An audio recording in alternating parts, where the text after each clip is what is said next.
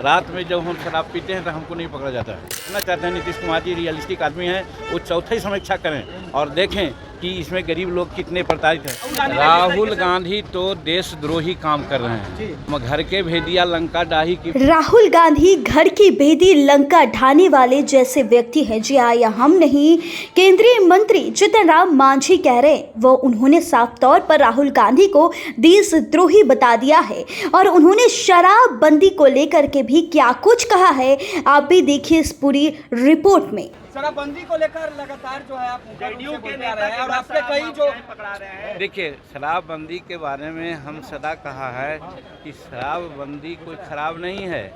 हम लोग सब मिलकर के शराबबंदी का प्रस्ताव बिहार में लिया था, तो हम उसको खराब कैसे कहेंगे। लेकिन उसके क्रियान्विति में एग्जीक्यूशन में गड़बड़ी हो रही है और वो गड़बड़ी हो रही है कि गरीब तबके के लोग अगर पाव भर भी कहीं सेवन कर लिया तो ब्रेथ एनालाइजर लगाया जाता है, जेल भेजा जाता है। और दूसरे तरफ जो हजारों हजार लीटर लाखों लीटर का तस्करी कर रहा है, हाजी मस्तानी कर रहा है, उसको छोड़ा जा रहा है। और दूसरी बात कि हम सभी सपोज रात में जब हम शराब पीते हैं तो हमको नहीं पकड़ा जाता है। बात साफ ही है, ऐसा नहीं होना चाहिए, दुरंगनी नीति है। इसीलिए नीतीश कुमार जी को कई एक बार कहा और धन्यवाद देते हैं कि वो तीसरी समीक्षा भी किए थे।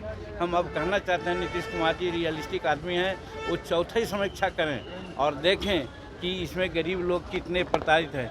4 लाख 5 लाख के आसपास हमारे गरीब तबके के लोग ही विभिन्न प्रकार के केस मुकदमा में इन्वॉल्व हैं, जेल में हैं। तो ऐसा तो नहीं होना चाहिए। क्या संशोधन होना चाहिए इसमें सर? हम तो अरे भैया, हम तो आपसे कहा कि तीसरी समीक्षा उन्होंने की थी, अगेन समीक्षा करने की जरूरत है। राहुल गांधी बयान पर किस तरफ देख रहे हैं? राहुल गांधी तो देशद्रोही काम कर रहे हैं। हम घर के भेदिया लंका ढाही की बात यहाँ पर आती है, तो हमारे घर में बहुत तरह की बातें हो सकती है। अच्छी बातों को कहना चाहिए जा करके। अगर कहीं कोई गड़बड़ बात है, जबकि गड़बड़ी नहीं है, नरेंद्र मोदी जी के नेतृत्व में यहाँ जो भी चल रहा है बहुत ठीक चल रहा है। आर्थिक दृष्टिकोण से हम संसार का तीसरी शक्ति बन रहे हैं। 2047 में हम प्रथम शक्ति बनेंगे और विश्व नेता के रूप में उभर रहे हैं। यूक्रेन और रूस के लिए में विश्व शांति दूत के रूप में हमारे नरेंद्र मोदी जी काम कर रहे हैं। ये सब बात की चर्चा उनको करना चाहिए, तो वो करते हैं। दूसरी तरह की बात, मेरा कहने का मतलब है कि देश के खिलाफ बाहर जा कर के कहना बहुत अनर्थ है, देशद्रोही कार्यक्रम है, उन पर कार्रवाई होनी चाहिए।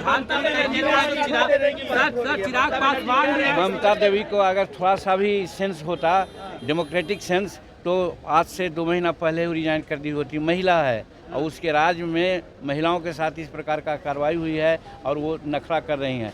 क्योंकि लॉ एंड ऑर्डर राज्य का मुद्दा होता है और इस परिस्थिति में वो संभाल नहीं सकी और अब दूसरे प्रकार के नाटक कर रही है बचने के लिए। कहने का मतलब सत्ता का लोलुप है, उसको इस्तीफा दे देना चाहिए।